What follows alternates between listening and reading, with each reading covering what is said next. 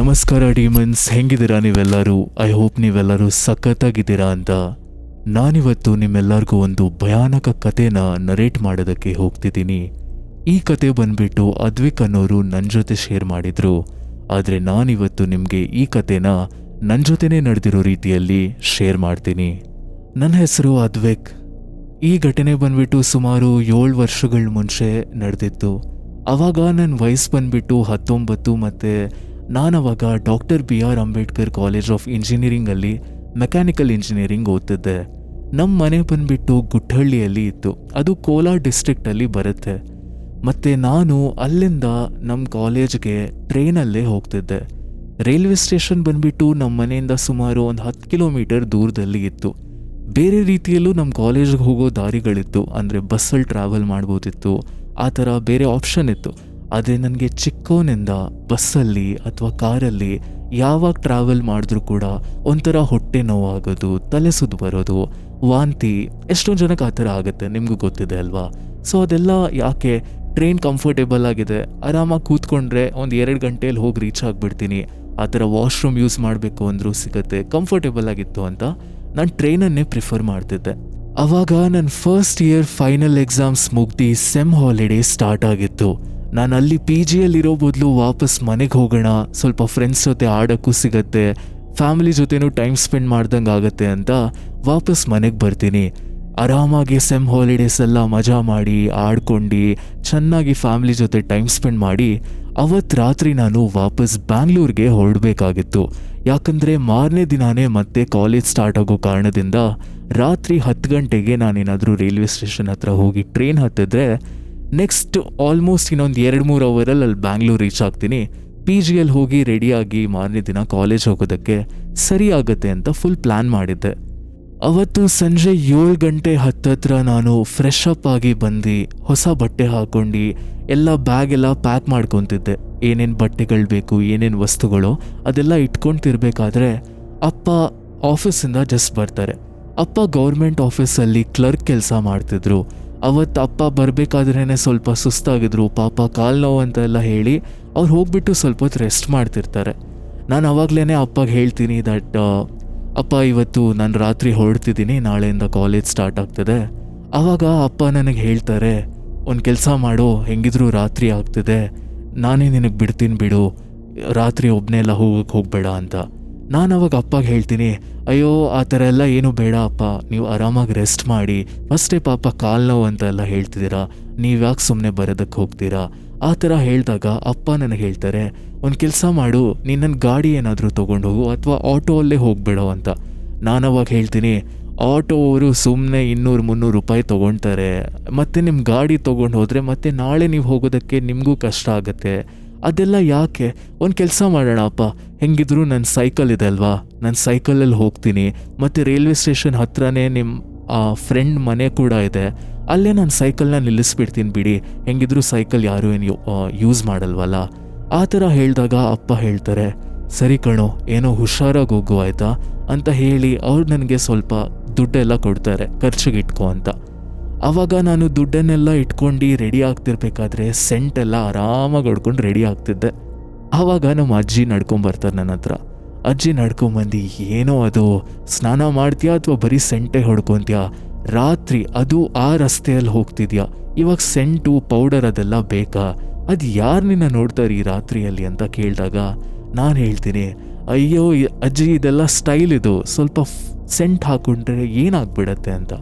ಅವಾಗ ಅಜ್ಜಿ ಹೇಳ್ತಾರೆ, ನಿಮಗೆಲ್ಲ ಗೊತ್ತಾಗಲ್ಲ ಮೂದೇವಿ, ರಾತ್ರಿ ಆ ಸ್ಮಶಾನ ರಸ್ತೆಯಲ್ಲಿ ಬೇರೆ ಹೋಗ್ತಿದ್ಯಾ ನೀನು ರೈಲ್ವೆ ಸ್ಟೇಷನ್ಗೆ, ಅಲ್ಲಿ ಸೆಂಟೆಲ್ಲ ಹಾಕ್ಕೊಂಡು ಹೋದರೆ ನೆಗೆಟಿವ್ ಎನರ್ಜೀಸ್ಗಳು ಅಟ್ರ್ಯಾಕ್ಟ್ ಆಗುತ್ತೆ, ಯಾಕೆ ಬೇಕದೆಲ್ಲ, ನೀನು ಹೇಳೋ ಮಾತೇ ಕೇಳಲ್ವಲ್ಲ ಅಂತ ಬೈಬೇಕಾದ್ರೆ ವಾಪಸ್ ನಾನು ಅವ್ರಿಗೆ ಟಾಂಟ್ ಮಾಡಿ ಹೇಳ್ತೀನಿ, ನಾನು ಹಾಕೋ ಈ ಸೆಂಟ್ಗೆ ಯಾವುದೋ ನಾಯಿನನ್ನ ಮೂಸೋದೇ ದೊಡ್ಡ ವಿಷಯ, ಆ ಥರದ್ರಲ್ಲಿ ದೆವ್ವ ಎಲ್ಲ ನನ್ನ ಹಿಂದೆ ಹೆಂಗಜ್ಜಿ ಬರುತ್ತೆ, ಸುಮ್ಮನೆ ಏನೋ ಹೇಳ್ತಿರ್ಬೇಡ, ಹೋಗಿ ಆರಾಮಾಗಿ ಹೋಗಿ ನೀನು ರೆಸ್ಟ್ ಮಾಡು, ನಾನು ನೆಕ್ಸ್ಟ್ ಸೆಮಿಸ್ಟರ್ ಬಂದು ನಿನಗೆ ತಲೆ ತಿಂತೀನಿ ಅಂತ ಹೇಳಿ ನನ್ನ ಪಾಡಿಗೆ ನಾನೆಲ್ಲ ರೆಡಿಯಾಗಿ ಇವಾಗಿನ್ನೇನು ಆಚೆ ಬಂದೆ, ಮನೆ ಆಚೆ ಬಂದು ನಾನು ಸೈಕಲ್ ತೆಗೆದುಬಿಟ್ಟು ಸರಿ ನಾನು ಹೊರಡ್ತಿದ್ದೀನಿ ಅಂತ ಹೇಳಿದಾಗ ಅಮ್ಮ ಮತ್ತು ಅಜ್ಜಿ ಇಬ್ಬರು ಬಂದುಬಿಟ್ಟು ಸರಿ ಕಣೋ, ಹುಷಾರಾಗಿ ಹೋಗ್ಬಿಡ್ಬಾ ಅಂತ ಟಾಟಾ ಬಾಯ್ ಬಾಯ್ ಎಲ್ಲ ಮಾಡಿ ಅವರು ಡೋರ್ ಹಾಕೊಂತಾರೆ.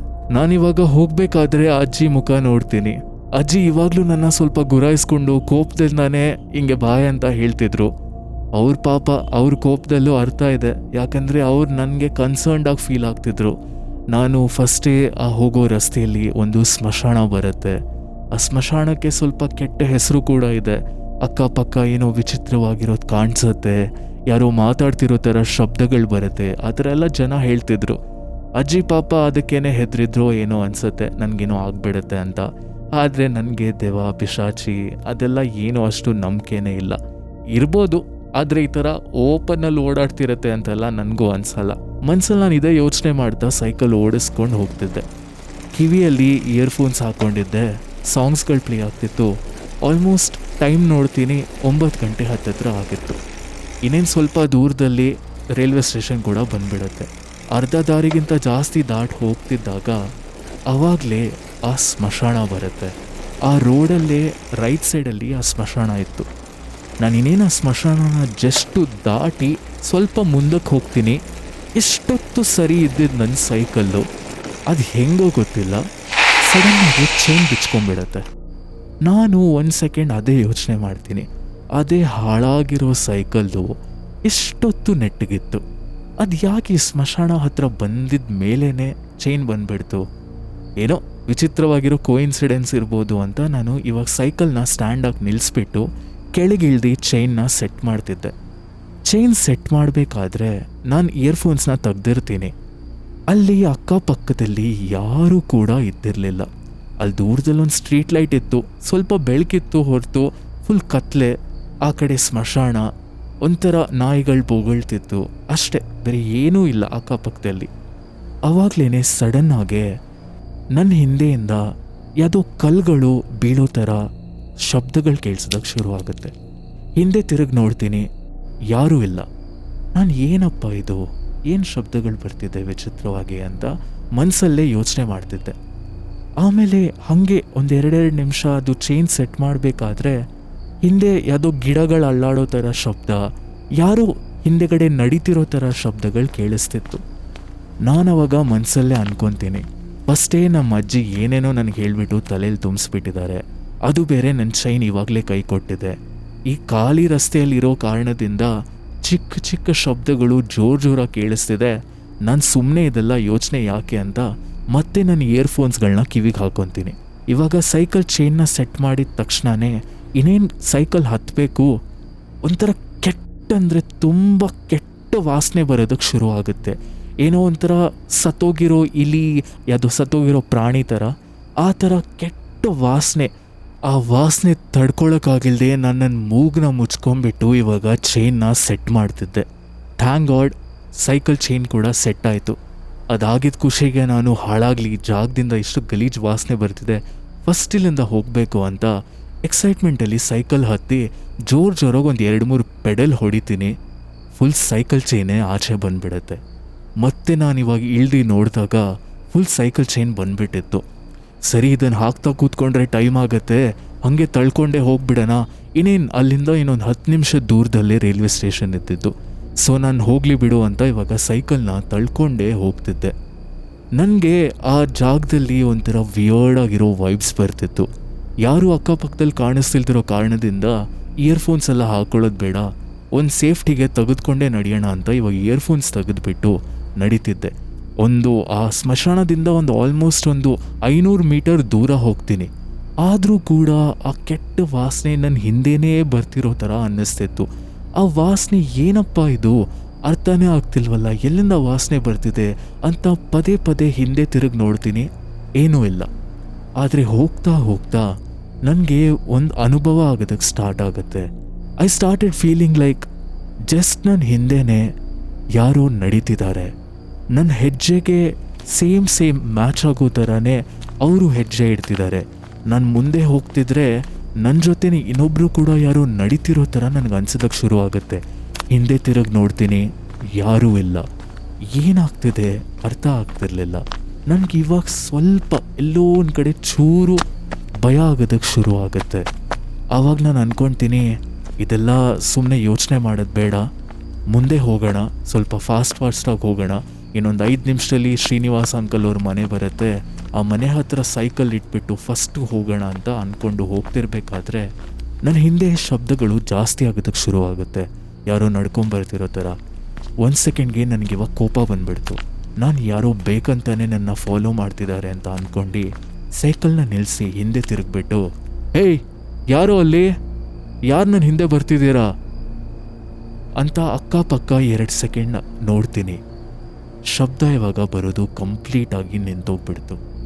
ನಾನು ಸರಿ ಅಂತ ಅಂದ್ಕೊಂಡು ಇವಾಗ ಮುಂದೆ ಹೋಗಬೇಕಾದ್ರೆ ಆಲ್ ಆಫ್ ಅ ಸಡನ್ ಅದು ಹೆಂಗೋ ಏನೋ ಗೊತ್ತಿಲ್ಲ, ಇಷ್ಟೊತ್ತು ಬರ್ತಿದ್ದ ಕೆಟ್ಟ ವಾಸನೆ ಕಂಪ್ಲೀಟಾಗಿ ನಿಂತೋಗ್ಬಿಡ್ತು.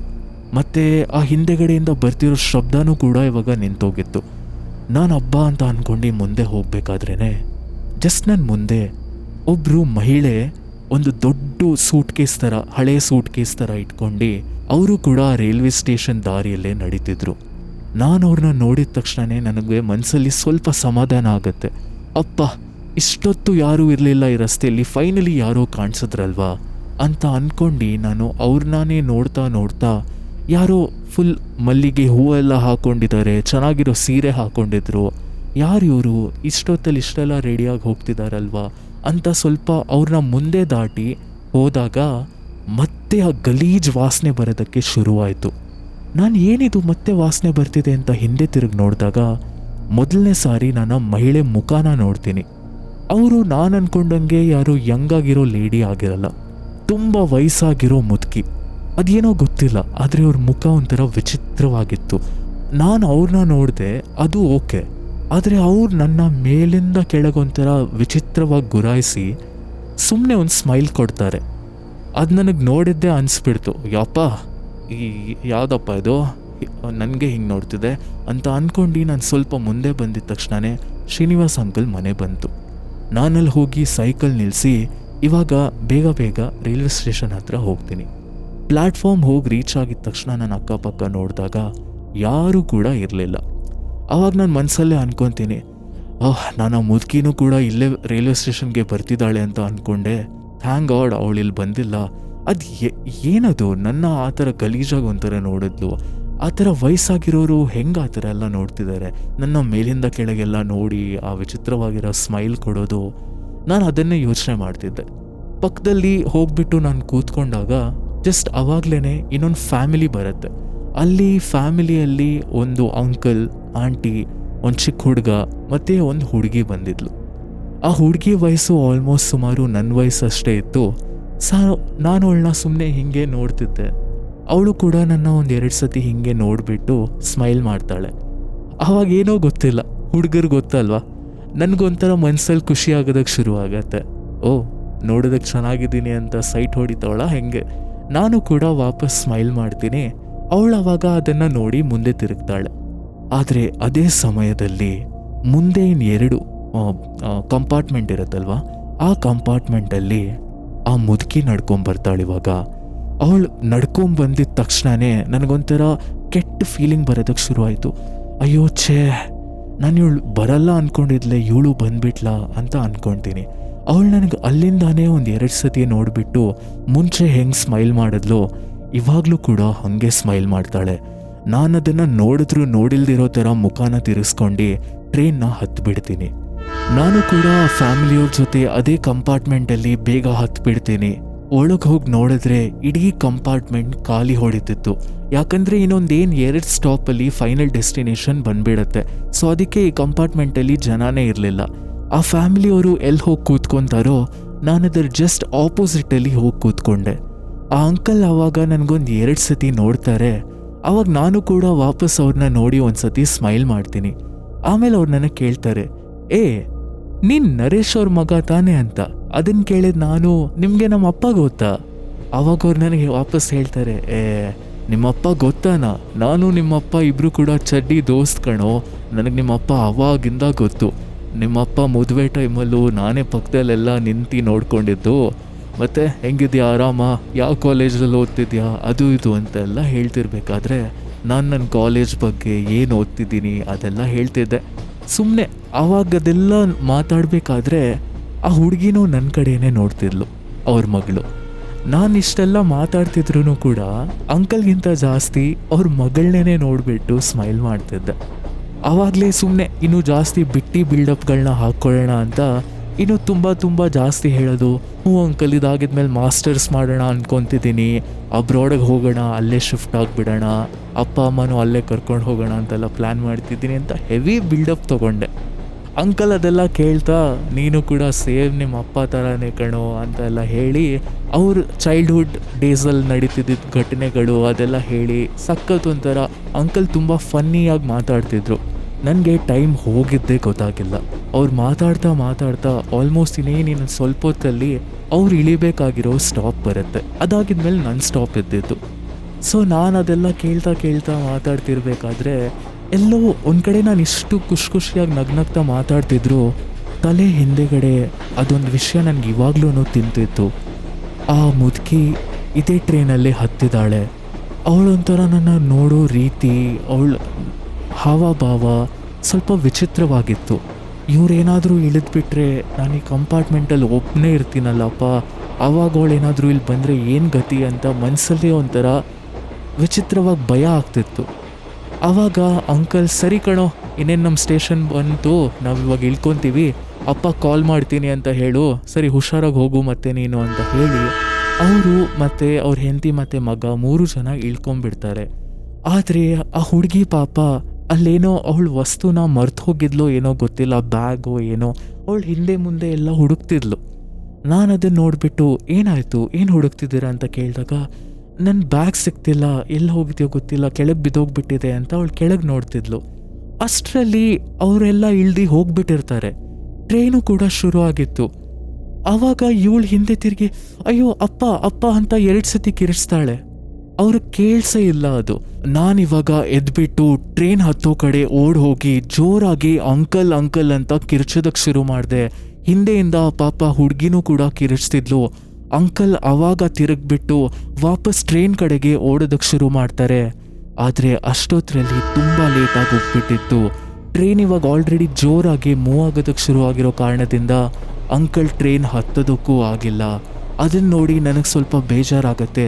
ಪಾಪ ವಯಸ್ಸಿಗೆ ಬಂದಿರೋ ಮಗಳು ಬೇರೆ ಒಬ್ಬಳೇ ಇವಾಗ ಟ್ರೈನಲ್ಲಿ ಉಳ್ಕೊಂಬಿಟ್ಟಿದ್ದಾಳೆ. ಅಂಕಲ್ ಅದೇನು ಟೆನ್ಷನ್ ಪಡ್ತಿರ್ತಾರೋ ಏನೋ ಅಂತ ಅಂದ್ಕೊಳ್ತಾನೆ ನಾನು ಜೋರಾಗಿ ಕಿರಿಚ್ತೀನಿ, ನೀವೇನು ಯೋಚನೆ ಮಾಡಬೇಡಿ ಅಂಕಲ್, ನಿಮ್ಮ ಮಗಳನ್ನ ನಾನು ಇಳಿಸ್ತೀನಿ ನೆಕ್ಸ್ಟ್ ಸ್ಟೇಷನಲ್ಲಿ ಅಂತ ಕಿರ್ಚ್ಬಿಟ್ಟು ವಾಪಸ್ ನಾನಿವಾಗ ಅವ್ರ ಹತ್ರ ಹೋಗೋದಕ್ಕೆ ಶುರು ಮಾಡ್ತೀನಿ. ಅವ್ರ ಹತ್ರ ಹೋಗಿದ ತಕ್ಷಣವೇ ಅವರು ಮುಖನ ಕೆಳಗೆ ಮಾಡಿಬಿಟ್ಟು ಅಳ್ತಿದ್ರು. ನಾನು ಅವ್ರ ಭುಜದ ಮೇಲೆ ಕೈ ಇಟ್ಟು ನೀವೇನು ಯೋಚನೆ ಮಾಡಬೇಡಿ, ನಾನು ನಿಮಗೆ ಆರಾಮಾಗಿ ನೆಕ್ಸ್ಟ್ ಸ್ಟೇಷನಲ್ಲಿ ಇಳಿಸ್ತೀನಿ, ನೀವೇನು ಭಯ ಪಡಬೇಡಿ, ನಾನಿದ್ದೀನಿ ಓಕೆನಾ. ಆ ಥರ ಇನ್ ಕೇಸ್ ಇವತ್ತು ತುಂಬ ಲೇಟಾಗಿ ಹೋಗ್ಬಿಟ್ರೆ ನಮ್ಮ ಕಾಲೇಜ್ ಪಿ ಜಿಯಲ್ಲಿ ನೀವು ಉಳ್ಕೊಳ್ಬೋದು, ಅಲ್ಲಿ ಲೇಡೀಸ್ ಪಿ ಜಿನೂ ಕೂಡ ಇದೆ. ನನ್ನ ಫ್ರೆಂಡ್ಸ್ ಜೊತೆ ಇವತ್ತು ರಾತ್ರಿ ನೀವು ಸ್ಪೆಂಡ್ ಮಾಡಿ ನಾಳೆ ಬೆಳಗ್ಗೆನೇ ಫಸ್ಟ್ ನಿಮಗೆ ಬಸ್ಸಲ್ಲಿ ವಾಪಸ್ ಮನೆಗೆ ಹೋಗೋ ಥರ ಮಾಡ್ತೀನಿ ಅಂತ ಹೇಳಿದಾಗ ಅವಳು ಸ್ವಲ್ಪ ಕಣ್ಣು ಒರೆಸ್ಕೊತಾನೆ ಸರಿ, ಬಟ್ ಆದರೂ ನನಗೆ ತುಂಬ ಭಯ ಆಗ್ತಿದೆ ಆ ಥರ ಹೇಳಬೇಕಾದ್ರೆ ನೀವೇನು ಯೋಚನೆ ಮಾಡಬೇಡಿ ಅಂತ ಹೇಳ್ತಿದ್ದೆ. ಮನಸ್ಸಲ್ಲಿ ಒಂದು ಕಡೆ ಬೇಜಾರಾಗ್ತಿತ್ತು, ಆದರೆ ಒಂದು ಕಡೆ ಖುಷಿನೂ ಆಗ್ತಿತ್ತು. ಯಾಕಂದರೆ ಟ್ರೈನಲ್ಲಿ ಒಬ್ಬನೇ ಹೋಗಬೇಕಾ ಅಂತ ಯೋಚನೆ ಮಾಡ್ತಿದ್ದಿದ್ದು ನನಗೆ ಇವಾಗ ಇಷ್ಟು ಚೆನ್ನಾಗಿರೋ ಹುಡುಗಿ ಜೊತೆ ಹೋಗೋದಕ್ಕೆ ಸಿಗತ್ತೆ ಅಂತ ಖುಷಿ ಪಡ್ತಿದ್ದೆ. ಇದೆಲ್ಲ ಆಗ್ತಾ ಅವ್ರ ಹತ್ರ ಮಾತಾಡ್ತಿರ್ಬೇಕಾದ್ರೆ ಸಡನ್ನಾಗಿ ನಾನು ಆಪೋಸಿಟ್ ಸೈಡ್ ನೋಡಿದಾಗ ಆ ಕಂಪಾರ್ಟ್ಮೆಂಟಿಂದ ಆ ಮುದುಕಿ ಇವಾಗ ನಡ್ಕೊಂಬರ್ತಿದ್ಲು ನಮ್ಮ ಕಂಪಾರ್ಟ್ಮೆಂಟ್ ಕಡೆಗೆ. ಅದು ನೋಡಿದ ತಕ್ಷಣ ನನಗೆ ಮತ್ತೆ ಟೆನ್ಷನ್ ಆಗೋದಕ್ಕೆ ಶುರು ಆಗುತ್ತೆ. ಅಯ್ಯೋ ಇವಳೇನಿವಾಗ ಮತ್ತೆ ನಮ್ಮ ಕಡೆಗೆ ಬರ್ತಿದ್ದಾಳಲ್ವಾ ಅಂತ. ಅವಳಿನೇನು ನಮ್ಮ ಕಂಪಾರ್ಟ್ಮೆಂಟ್ ಬಂದಿದ್ದ ತಕ್ಷಣವೇ ಮತ್ತೆ ಆ ಕೆಟ್ಟ ವಾಸನೆ ಬರೋದಕ್ಕೆ ಶುರು ಆಯಿತು. ಇವಾಗ ಆ ಹುಡುಗಿಗೂ ಕೂಡ ಕೆಟ್ಟ ವಾಸನೆ ಬರೋದಕ್ಕೆ ಶುರು ಆಯಿತೋ ಏನೋ.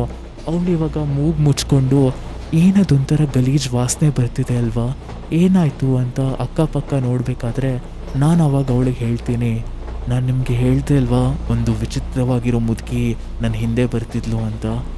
ಅವಳಿವಾಗ ನಮ್ಮ ಕಂಪಾರ್ಟ್ಮೆಂಟಿಗೆ ಬಂದಿದ್ದಾಳೆ, ಅವಳಿಂದಾನೇ ಆ ವಾಸನೆ ಬರ್ತಿರೋದು ಅಂತ ಹೇಳಿದಾಗ ಅವಳು ಹಿಂದೆ ತಿರುಗಿ ನೋಡಿ ಓಹ್ ಇವರೇನಾ ನೀವು ಹೇಳ್ತಿದ್ದಿದ್ದು ಅಂತ ಹೇಳಬೇಕಾದ್ರೆ ಯಾರವರು ನಿಮಗೆ ಗೊತ್ತಿರೋರು ಅಂತ ಕೇಳಿದಾಗ ನನ್ನ ಸೈಕಲ್ ಚೈನ್ ಕಿತ್ತೋಗ್ಬಿಟ್ಟು ನಾನು ತಳ್ಕೊಂಡು ಬರಬೇಕಾದ್ರೆ ಇವಳು ಅಲ್ಲೇ ನಡ್ಕೊಂಬರ್ತಿದ್ಲು ಪಕ್ಕದಲ್ಲಿ ಅಂತ ಹೇಳೋಣ ಅಂದ್ಕೊಂಡೆ. ಆದರೆ ತುಂಬ ಚೀಪ್ ಆಗಿಬಿಡತ್ತೆ, ಸ್ವಲ್ಪ ಸ್ಟ್ಯಾಂಡರ್ಡಲ್ಲಿ ಹೇಳಬೇಕು ಅಂತ ಅಂದ್ಕೊಂಡು ನಾನೇನು ಮಾಡ್ತೀನಿ, ನಾನು ಏನಿಲ್ಲ, ನಾನು ನನ್ನ ಗಾಡಿಯಲ್ಲಿ ವಾಪಸ್ ಇದು ರೈಲ್ವೆ ಸ್ಟೇಷನ್ಗೆ ಬರಬೇಕಾದ್ರೆ ಆವಾಗ ಈ ಅಮ್ಮ ನನ್ನ ಹತ್ರ ಲಿಫ್ಟ್ ಕೇಳ್ತಿದ್ರು.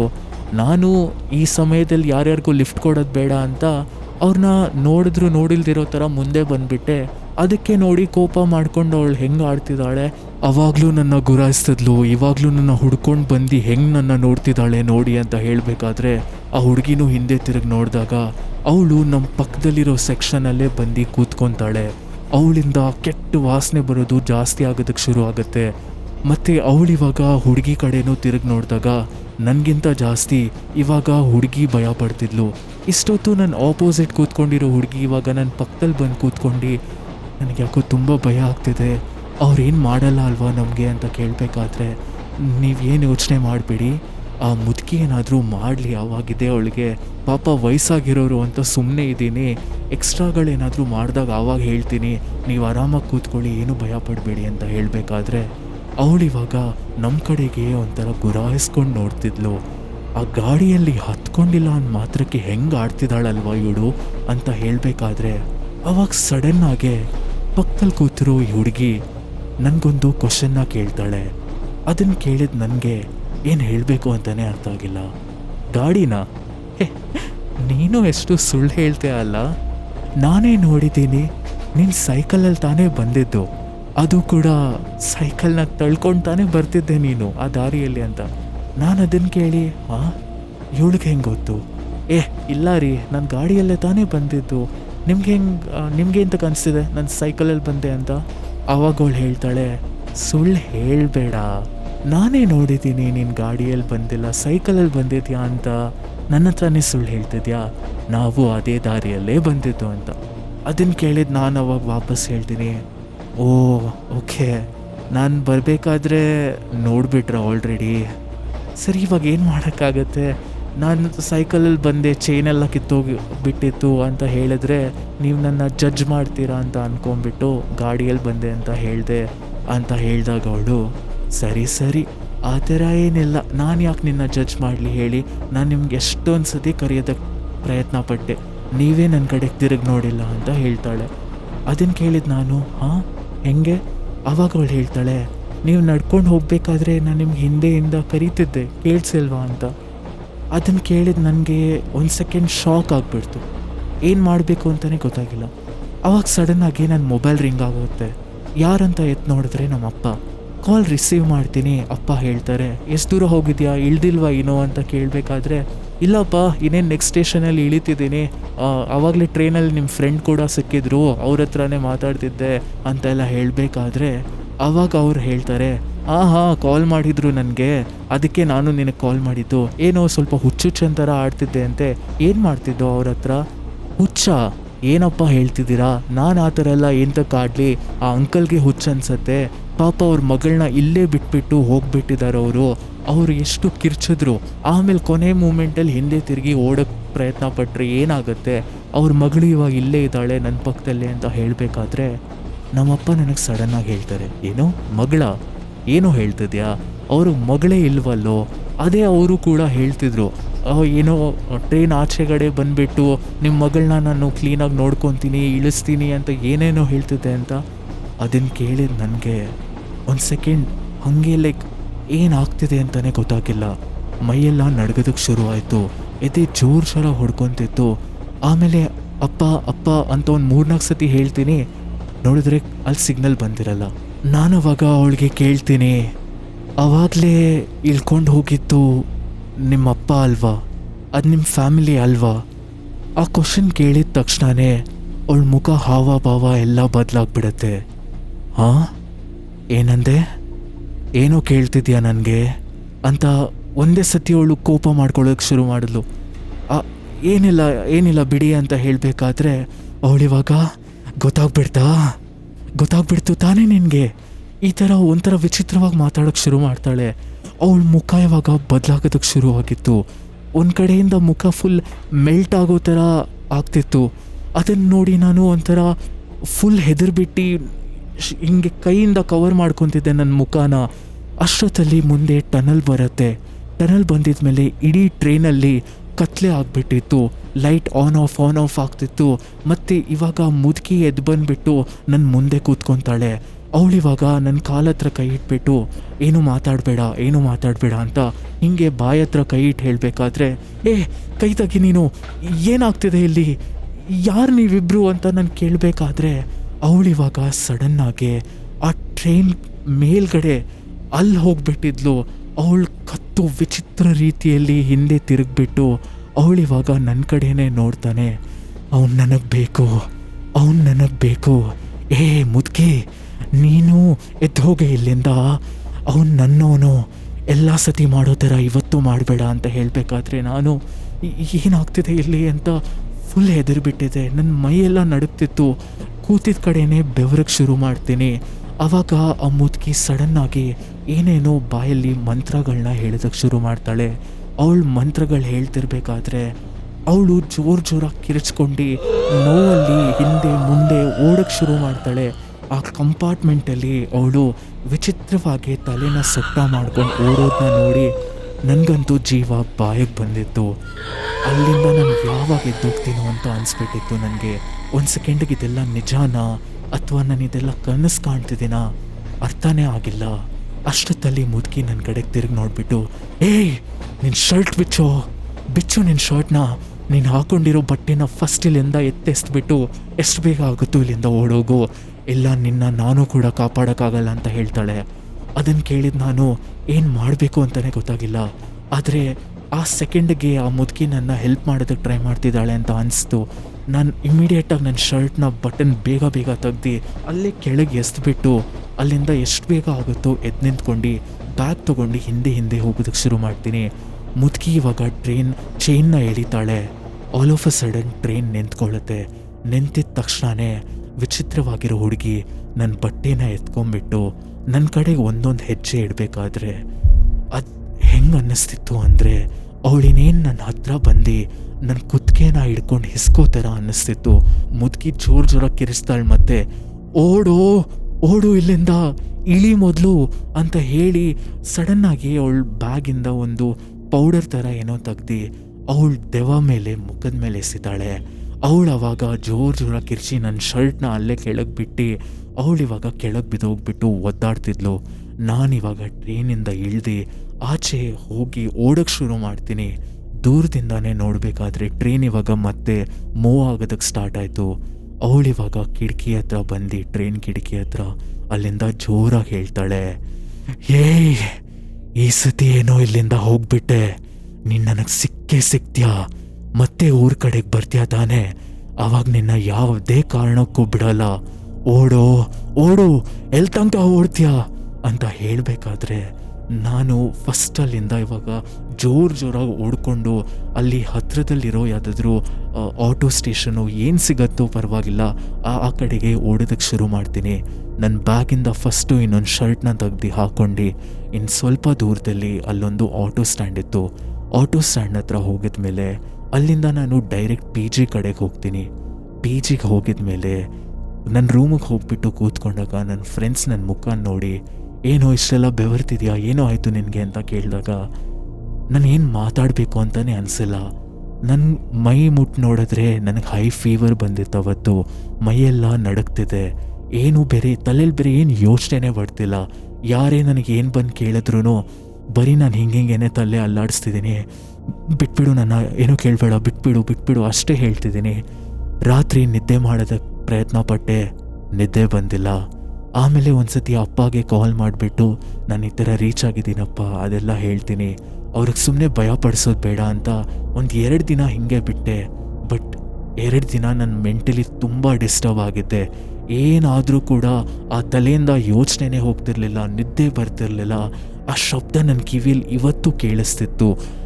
ಆಮೇಲೆ ಮಾರನೇ ದಿನ ಫಸ್ಟು ನಾನು ಬೆಳಗ್ಗೆ ಎದ್ದು ಇಮ್ಮಿಡಿಯೇಟಾಗಿ ಆಂಜನೇಯ ದೇವಸ್ಥಾನಕ್ಕೆ ಹೋದೆ. ದೇವಸ್ಥಾನಕ್ಕೆ ಹೋಗ್ಬಿಟ್ಟು ಯಂತ್ರನ ಕಟ್ಟಿಸ್ಕೊಂಡಿದ್ಮೇಲೆ ಸ್ವಲ್ಪ ನನಗೆ ಎಲ್ಲ ನಾರ್ಮಲ್ ಆಗೋದಕ್ಕೆ ಶುರು ಆಯಿತು. ಆ ದಿನ ಆಗಿದ್ಮೇಲೆ ನನಗೆ ಮೊದಲನೇ ಸಾರಿ ದೇವರ ಮೇಲೆ ಮತ್ತು ದೆವ್ವದ ಮೇಲೆ ನಂಬಿಕೆ ಎರಡೂ ಕೂಡ ಜಾಸ್ತಿ ಆಗಿತ್ತು. ಅದೇ ಕೊನೆ ಸಾರಿ. ಅವತ್ತು ಆಗಿದ್ಮೇಲೆ ನನ್ನ ಲೈಫಲ್ಲಿ ಒಂದ್ಸತಿ ಯಾವತ್ತೂ ಕೂಡ ಟ್ರೈನಲ್ಲಿ ಟ್ರಾವೆಲ್ ಮಾಡೋದೇ ಇಲ್ಲ ಅಂತ ಡಿಸೈಡ್ ಮಾಡಿಬಿಟ್ಟಿದ್ದೆ. ಅದಾಗಿದ್ಮೇಲೆ ನಾನು ಡೈರೆಕ್ಟಾಗಿ ಬಸ್ಸಲ್ಲೇ ಟ್ರಾವೆಲ್ ಮಾಡೋದಕ್ಕೆ ಸ್ಟಾರ್ಟ್ ಮಾಡ್ತೀನಿ. ಸ್ಟಾರ್ಟಿಂಗಲ್ಲಿ ಸ್ವಲ್ಪ ಕಷ್ಟ ಆಗ್ತಿತ್ತು, ಆದ್ರೂ ಚಾಕ್ಲೇಟು ಏನೋ ಒಂದು ತಿನ್ಕೊಂಡು ಅಭ್ಯಾಸ ಮಾಡಿಕೊಂಡೆ. ಇವಾಗ ಇಷ್ಟೊಂದು ವರ್ಷಗಳಾಗಿದ್ಮೇಲೆ ನಾನು ನಾರ್ಮಲಾಗಿ ಬಸ್ಸೆಲ್ಲ ಅಭ್ಯಾಸ ಆಗಿಬಿಟ್ಟಿದೆ. ಬಟ್ ಅವತ್ತಾಗಿರೋ ಘಟನೆ ನಾನು ಯಾವತ್ತೂ ಕೂಡ ಮರೆಯೋಕ್ಕಾಗಲ್ಲ. ಇವತ್ತು ಕೂಡ ನಾನು ಬಸ್ಸಲ್ಲಿ ಆ ಸ್ಮಶಾನ ದಾರಿಯಲ್ಲಿ ಬರಬೇಕಾದ್ರೆ ದೇವ್ರ ಹೆಸರನ್ನ ನೆನಪಿಸ್ಕೊಂಡೇ ಬರ್ತಿರ್ತೀನಿ. ನಾನು ಲಿಟ್ರಲಿ ನನ್ನ ಕಣ್ಣ ಮುಚ್ಕೊಂಡೇ ಬಿಡ್ತೀನಿ ಆ ರಸ್ತೆಯಲ್ಲಿ ಯಾವಾಗ ಬರಬೇಕಾದ್ರೂ. ಆದರೆ ಇವತ್ತು ಕೂಡ ನನಗೆ ಒಂದು ಪ್ರಶ್ನೆ ಮತ್ತೆ ಮತ್ತೆ ಕಾಡ್ತಿರತ್ತೆ, ಅವತ್ತು ನನ್ನ ಜೊತೆ ನಡೆದಿದ್ದು ನಿಜಾನಾ ಅಥವಾ ಅದೆಲ್ಲ ನಾನು ಊಹೆ ಮಾಡ್ಕೊಂಡ? ಅವ್ರ ಪಾಪ ಆ ಅಜ್ಜಿನ ನೋಡಿಬಿಟ್ಟು ನಾನು ಅಷ್ಟೊಂದೆಲ್ಲ ಜಡ್ಜ್ ಮಾಡಿದೆ, ಅವಳೇ ಏನೋ ವಿಚಿತ್ರವಾಗಿರೋಳು, ಅವಳಿಂದಾನೇ ವಾಸನೆ ಬರ್ತಿದೆ ಅಂತ. ಆದರೆ ಅವತ್ತು ಅವ್ರನ್ನ ಏನಾದರೂ ಕಾಪಾಡಿರಲಿಲ್ಲ ಅಂದರೆ ನನ್ನ ಜೊತೆ ಏನಾಗ್ತಿತ್ತೋ ಅದನ್ನು ನಾನು ಊಹೆನೂ ಕೂಡ ಮಾಡೋಕ್ಕಾಗಲ್ಲ. ಮೇ ಬಿ ಈ ಪ್ರಶ್ನೆಗಳಿಗೆ ಯಾವತ್ತೂ ಉತ್ತರ ಸಿಗೋದು ಬೇಡ ಅಂತ ಹೋಪ್ ಮಾಡ್ತಾನೆ ನಾನು ಈ ಕಥೆನ ಇವತ್ತು ನಿಮ್ಮೆಲ್ಲರಿಗೂ ಶೇರ್ ಮಾಡ್ತಿದ್ದೀನಿ. ನಿಮಗೇನಾದರೂ ನಾನಿವತ್ತು ಹೇಳಿರೋ ಕತೆ ಇಷ್ಟ ಆಗಿದ್ದರೆ ಗೈಸ್ ಮರ್ತೋಗಿಲ್ಲದೆ ಲೈಕ್ ಮಾಡಿ, ಮತ್ತು ಇದೇ ಥರ ಸ್ಟೋರೀಸ್ಗೋಸ್ಕರ ಸಬ್ಸ್ಕ್ರೈಬ್ ಕೂಡ ಮಾಡಿ. ನಾನು ನಿಮಗೆ ಮತ್ತೆ ಸಿಗ್ತೀನಿ ಇದೇ ಥರ ವೀಡಿಯೋ ಜೊತೆ. Till then take care, good bye and peace out.